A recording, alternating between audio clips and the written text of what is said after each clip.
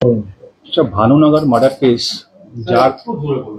যার এফআইআরটা ভক্তিনগর থানায় আমরা 8 তারিখে রেজিস্টার করেছিলাম, তার ব্রিফিং আমি শুরু করছি।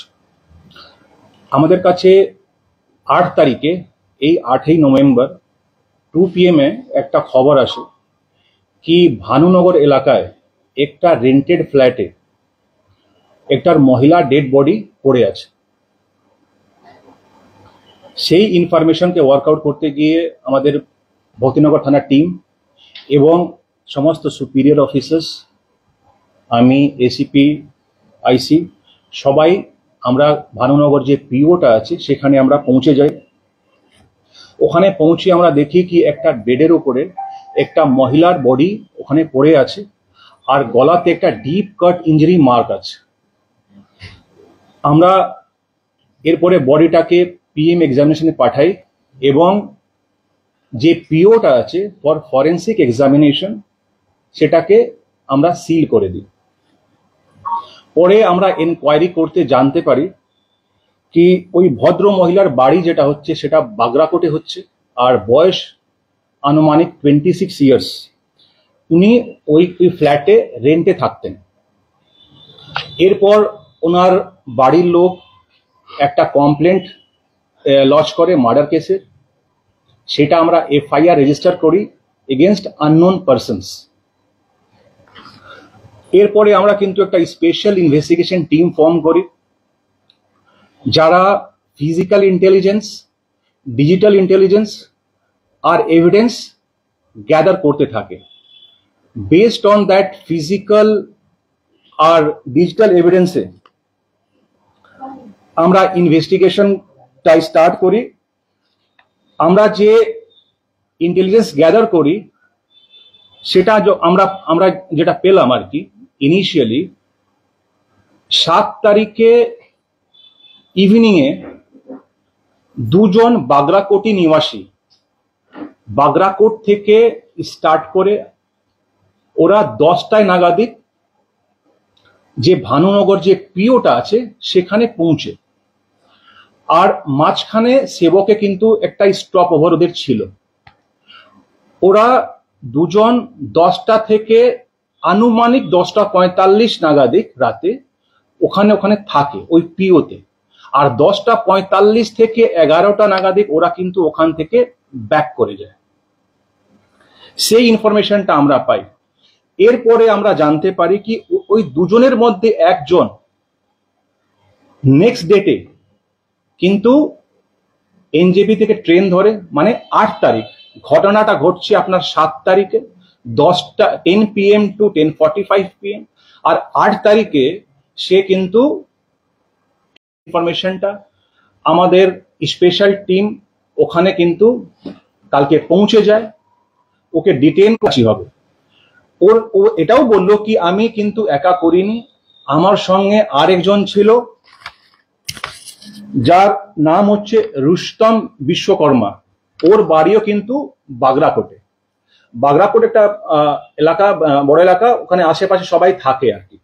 ওর বয়স আনুমানিক 19 বছর। এই দুজন সেদিন যেটা আমরা ফিজিক্যাল আর ডিজিটাল ইন্টেলিজেন্স যেটা আমরা গ্যাদার করেছিলাম, এই দুজন ওখানে আপাতত আমরা পেলাম।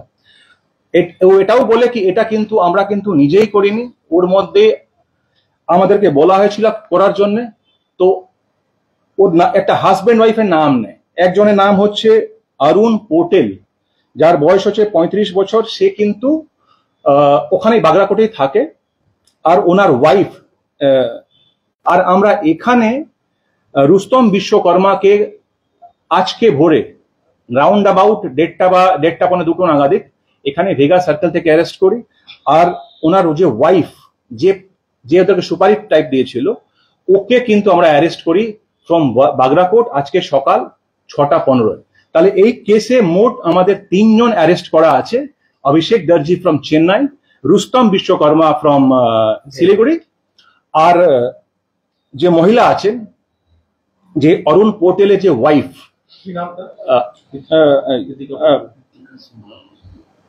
প্রীতিকা পোটেল। তো ওনাকে 3 জনকে অ্যারেস্ট করা হয়েছে। আর একজন যে অরুণ পোটেল, উনি গভর্নমেন্ট সার্ভিসে আছেন, present he is posted in Punjab. Further আমরা অ্যারেস্টিং যে প্রসিজার্স গুলো আছে সেগুলো আমরা কিন্তু নিচ্ছি। ইনভেস্টিগেশন আমরা চলছে, 3 জন অলরেডি অ্যারেস্ট হয়ে গেছে। ইনভেস্টিগেশনে যদি আরো কোনো নতুন কোনো অ্যাঙ্গেল আসে বা এরকম আসে কি হ্যাঁ কারো আরো ওর মধ্যে কেউ জড়িত আছে, ফার্দার আমরা কিন্তু ওই প্রসিজারের মধ্যে যাব। যদি কারো কোশ্চেন থাকে সেটা আমি যেটা আমরা পেয়েছি যে অরুণ পটেল যে গভর্নমেন্ট সার্ভিসে আছেন, ওনার সঙ্গে যে ডিসিজ একটা ফ্রেন্ডশিপ ছিল, এই ফ্রেন্ডশিপের কিন্তু উনিও বেরিয়ে আসতে চাইছিলেন, প্লাস ওনার যে ওয়াইফও চাইছিল কি উনি বেরিয়ে আসেন। উনি কোনো কারণে হয়তো বেরিয়ে আসতে পারছিলেন না, এই জন্যে উনি যে ওনার ওয়াইফ আর ওনার হাজবেন্ড এদেরকে বলা হয়েছিল এদেরকে এলিমিনেট করার জন্য।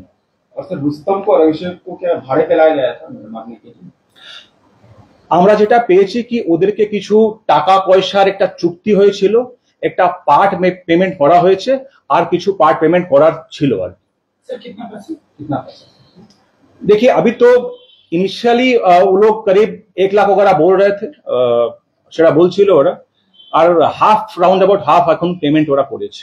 এই যে বারাকোটি ওই ওদাবাড়ি যেতে বারাকোটি হ্যাঁ ওই PS Malbazar under Jalpaiguri district. देखिए कुछ इन्वेस्टिगेटिव जो एक्शन এখন অবধি আমাদের কিন্তু 8 ডেজ হয়েছে ইনভেস্টিগেশনে, এই এরা ধরা পড়েছে। কিছু ইনভেস্টিগেটিভ পয়েন্টস এরকম আছে কি যদি আমরা ডাইভার্জ করি তাহলে ইনভেস্টিগেশন কিন্তু হ্যাম্পার হবে, এই জন্য আমরা কিন্তু কিছু ডিটেলস গুলো এখন বলতে পারবো না regarding missing phone and all, সেটা because of the investigative part hamper না হয় এই জন্য। सर पोर्टल जो है सर अरुण पोर्टल की है सरकारी विभाग में किसमें काम करते हैं? এখনো আমরা যেটা পেয়েছি সেটা কি প্যারামিলিটারি কোনো ইউনিটে আছে, একটা পার্টিকুলার ইউনিটে আমি নাম নিচ্ছি না, কিন্তু যেটা আমরা জানতে পারছি একটা পার্টিকুলার একটা মানে প্যারামিলিটারি, সেনাবাহিনী আর্মি হয়ে যাচ্ছে, একটা প্যারামিলিটারি একটা ইউনিট আছে সেখানে ও কর্মরত আছে। সেটা আমরা আরো ভেরিফাই করতে দেখছি কি কোনটা ইউনিটে কি আছে, কোথায় ইয়ে পোস্টেড পাঞ্জাবে আছে, সেটা ভেরিফাই করা হচ্ছে। आर्मी ने क्या वो ट्राई कर रहा था क्या? না विश्वकर्मा সেটা এখন আমরা পাইনি। कितने दिन से लोग रिलेशनशिप যেটা আমরা পাচ্ছি সেটা মোরলেস 2 ইয়ার্স টু 2.5 ইয়ার্স আমরা পাচ্ছি। ওরা কি পূজার সময় তো এসেছিল এর বাড়িতে দুর্গাপূজার সময়? সেটা পার্ট অফ দ্য ইনভেস্টিগেশন এখনো করা হবে, এখন জিজ্ঞাসাবাদ করা হবে, তখন আমরা জানতে পারবো। স্যার অরুণকে কি অ্যারেস্ট করা হবে? ওর ইনভলভমেন্ট আছে ওই যেটা বললাম কি অ্যারেস্টিং যে প্রসিজারটা আছে, because he is in the government service, তো যে প্রসিজার গুলো আছে সেগুলো করা হবে। স্যার পিএম রিপোর্টে কি মানে গলা কেটে খুনটাই হচ্ছে নাকি আগে শ্বাসরোধ করা হয়েছিল এরকম কোনো ব্যাপার? সেটা এখন ওর মধ্যে নেই, আপনার শুধু আছে কি death was due to injury effected due to cut in the neck antemortem. हां क्या था नाइफ का क्या था? ये तो इन्वेस्टिगेशन में आएगा। डीप कट जो कोई शार्प कटिंग वेपन था, সেটা আমি বলছি কি ও কিছু ইনভেস্টিগেশন পার্ট আছে, সেটা আমরা যদি হ্যাম্পার হয় এই জন্য আমি এখন বলতে পারছি না। सर 5 दिनों के बाद फॉरेंसिक टीम आती लेट किस कारण से 5 दिन? না আমাদের কিন্তু যেটা আমরা ওখানে গিয়েছিলাম এন্টায়ার জিনিস ওয়ার ভেরি ওয়েল প্রিজার্ভড। ওই যে forensic team was in other district, আরো ডিস্ট্রিক্ট জেলাতে ছিল ওরা। ওর পরে করে অনেক টিম আছে কিন্তু অনেক জায়গা যেতে হয় ওদেরকে, এরপরে আমাদেরকে টাইম দিয়েছিল বুধবারে, ওরা করে গেছে ওটা, কিন্তু that period was very well preserved. এরা যে দুজন অভিষেক এবং সেই সঙ্গে রুস্তম যারা আছে তারা কি শিলিগুড়িতেই থাকতো নাকি মালবাজার থেকে? না ওরা ওখানেই বাড়ি হচ্ছে ওদের বাগড়াকোটেই থাকতো। পরিচিত ছিল?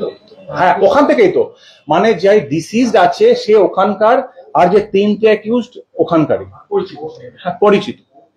ইনফ্যাক্ট ওরা যেটা বলছে সেটা আমাদেরকে ফাইন্ড আউট করতে হবে, সেটা ডিস্টেন্ট রিলেটিভ মধ্যে পড়ে, মানে যে হাজবেন্ড এন্ড ওয়াইফ যে কনস্পিরেসি করেছিল যাকে দিয়েছিল ওরা কিন্তু দূরের আত্মীয় হয়।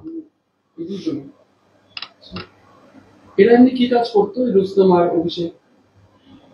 অভিষেক ওখানে একটা রেপিউটেড একটা প্রাইভেট হোটেল আছে চেন্নাইতে, সেখানে কিচেনে কাজ করতো অভিষেক। রুস্তম খুব একটা কোনো নির্দিষ্ট কোনো কাজ করতো না। सर इस मामले में एक बार फिर से देखा गया तो सीसीटीवी कैमरा सब जगह पर लगाना, लेकिन घटनास्थल पर से आसपास में सीसीटीवी कैमरा नहीं था, तो इस हिसाब से आप लोग और कहीं पे सीसीटीवी लगाने का क्योंकि बहुत से मामले में इस मामले में भी सीसीटीवी फुटेज আমরা এখানে কিন্তু যেখানে যেখানে স্ট্র্যাটেজিক পয়েন্ট আছে from traffic point of view and law and order point of view বিভিন্ন জায়গাতে কিন্তু ক্যামেরা লাগানো আছে। আরো যদি দরকার পড়ে কি স্ট্র্যাটেজিক পয়েন্ট অফ ভিউতে বা ল অ্যান্ড অর্ডার পয়েন্টে আরো জায়গা লাগাতে হয় সেটা লাগানো হবে। অনেক ক্যামেরাটা এখনো পর্যন্ত নষ্ট হয়ে পড়ে রয়েছে, সেটা মেনটেন্যান্সের পার্ট আছে, সেটাও দেখা হবে। স্যার আরেকটা প্রশ্ন, যে মানে অভিষেক তো মেনলি তো চেন্নাইতে কাজ করতো, তো ওকে পুজোর ছুটিতে এসে কি পুরো বিষয়টা হয় নাকি? আমি যেটা বললাম কি আমরা তো এখনো রিমান্ডে নিয়ে আসছি, এই জাস্ট অ্যারেস্ট হয়েছে। ইনফ্যাক্ট দুজন আজকে অ্যারেস্ট হয়েছে আর কালকে বিকালে অ্যারেস্ট হয়েছে, যে এখনো রিমান্ডে মানে ট্রানজিট রিমান্ডে এখনো অন ওয়ে আছে। তো খুব প্রাইমারি ইনিশিয়াল স্টেজে আছে ইন্টারোগেশনটা, আমরা ওটা করে দেখি, করে আপনাদেরকে ডেভেলপমেন্ট গুলো আরো জানাবো। যে ভাই থাকতো ভাড়াটিয়ারা, তো তাদের সাথে কোনো কথা? ওখানে আরো ভাড়াটিয়া থাকতো ওখানে আরো, ইনিও ভাড়াটিয়া ছিলেন, 3-4 জন করে ভাড়াটিয়া ছিল, তো ওরা থাকতো ওখানে। আর এর থেকে কদিন